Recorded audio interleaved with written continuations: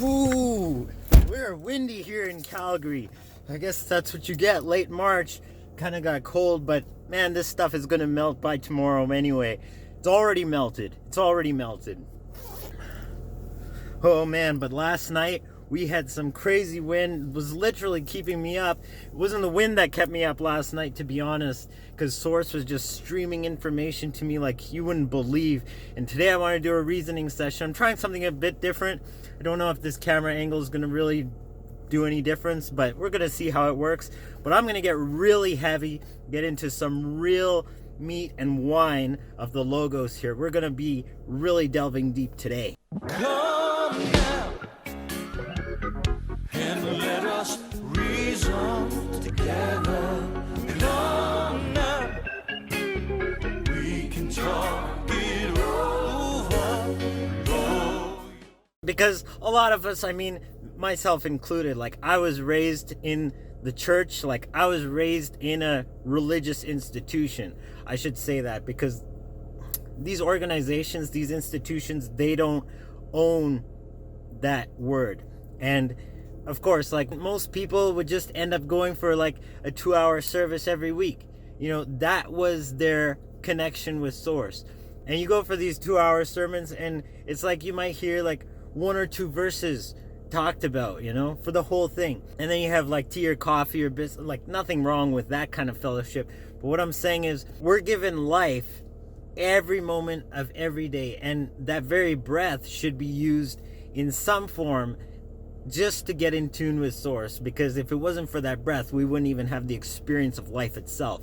So let's get really deep into this. I'm just going to go out on a limb here and really share what Source has shown me from some of these oracles. I'm going to be sharing some stuff from the Oracle of Joel, once again one of my favorite oracles, if not my most favorite.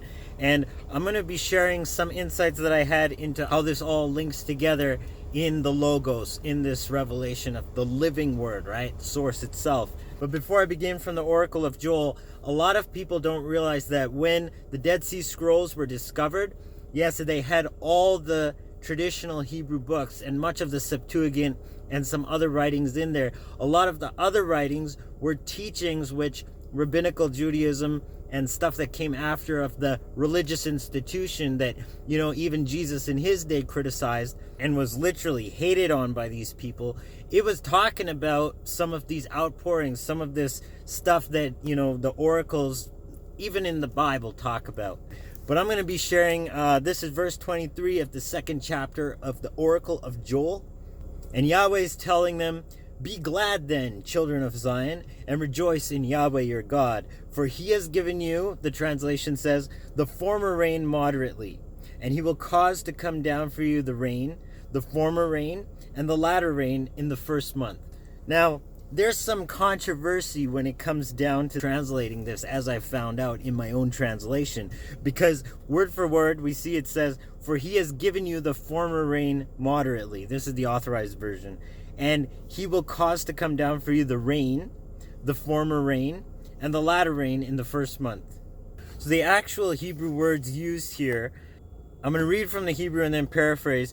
"Ki natan lachem et hamoreh litzdaka." Now, hamoreh litzdaka is what's translated as the rain moderately. Hamoreh is rain. Litzdaka means justly, or in terms of righteousness, for unto or for righteousness. But compare that to the Essene Damascus scroll, in which the teacher of righteousness, which is predicted to be a teacher that's going to teach them truth and lead them back to a true communion with the divine source, is called moreh hatzadik, or teacher of righteousness. The term moreh is translated on par with the Vulgate and the Chaldee as teacher. And in other places where it's rain, it's actually yoreh. But when you read in the Oracle of Joel, it continues, right? And it says, "And he will cause to come down for you the rain." That word is geshem, not moreh, geshem. And then it says, "Voreh umalkush," meaning the moreh and the latter rain. So it's referring to it in the terms of a pun, that the teacher comes as a rain, as an outpouring. And funnily enough, it's talking about two outpourings, talking about the teacher and the final latter rain. And for that, it uses the term for spring rains, malkush. But we go ahead to the end of chapter 2. We see the most popular phrase just following chapter 2, verse 28. And it shall come to pass afterwards that I will pour out my spirit upon all flesh. Talking again in symbology of a rain. And your sons and daughters shall prophesy, your old men shall dream dreams, your young men shall see visions.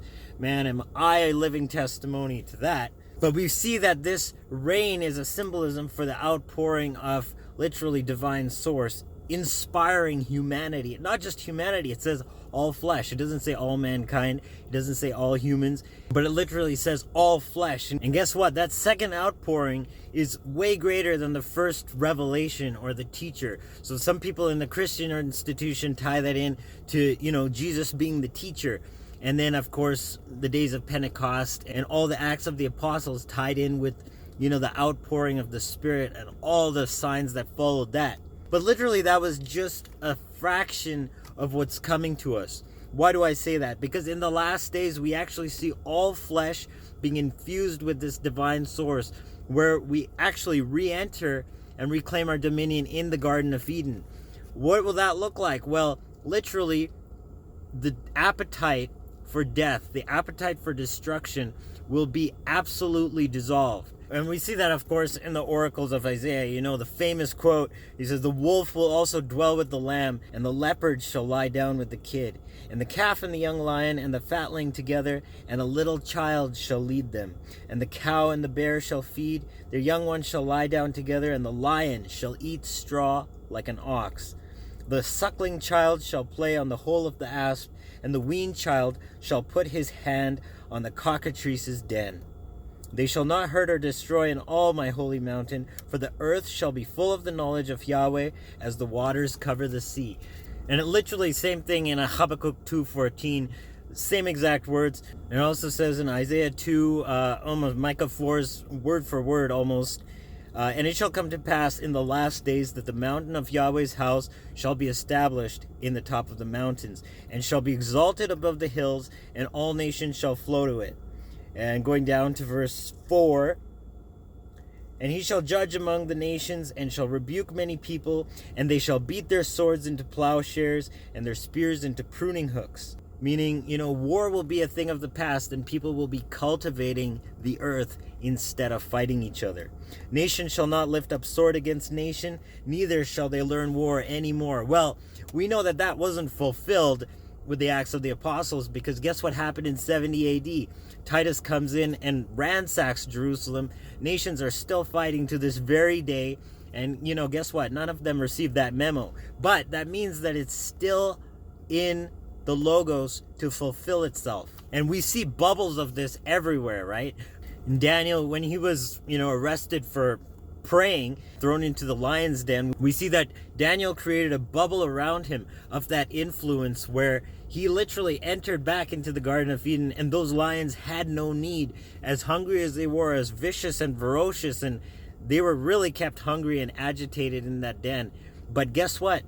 They had entered into that bubble with Daniel and re-entered the Garden of Eden, and that angel shut their mouths because they had no need for that desire of bloodlust, that destruction. And that, of course, when you raise your vibration high enough, I don't know how institutions ignore this, but literally we have that potential to literally shed bloodlust and literally enter into that higher awareness. Right now, in this body, we are bringing heaven to earth, and that's what it's all about. Noah did the same thing. He literally entered a bubble where all these animals were kept together in cages together, and they literally were on this ark for over a year together, not eating each other, not fighting, and literally living in this bubble reality, which originally is our own inheritance. It's all of ours. That's where we were created to live in. We weren't created to live in this fallen state, in this fallen plane of existence. We're here to bring heaven to this earth, but our original intention and our original purpose was actually to live as B'nai Elohim in paradise, in utopia. Even Balaam, when he was talking to his donkey, he wasn't like the donkey was speaking English, or Hebrew rather. It was that he was speaking the donkey's language. And all things are communicated through this etheric form of nonverbal, maybe even body language communication. It happened all over. St. Francis of Assisi and his legends with the animals and how he was communicating with them. It's happened throughout history. Actually, I want to close with a really interesting story that happened in my own family back in Portuguese India. It happened in the village. It was my great-grandmother, actually my grandmother. At the time, she was like a little girl, and she was there with her sister, and they were playing or doing whatever yard work they were doing, and they saw a cobra, like literally a king cobra, come out of the grass and coming towards them. So they ran inside, and they were like running, screaming, telling my great-grandma, there's a snake out there, and it's coming, and it's a king cobra. It's, that's, king cobras aren't snakes that you joke about. Like, we have rattlers here in Alberta.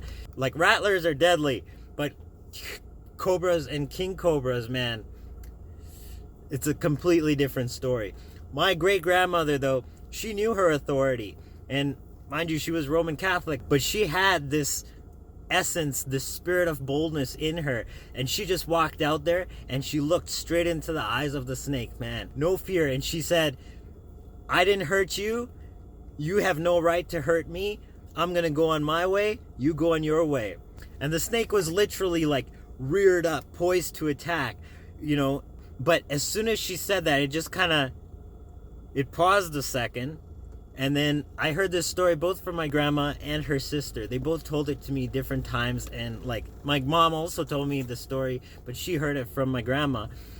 The snake paused a bit, and then it slowly reared its head down and just backed away and slithered away, and they never saw that snake again.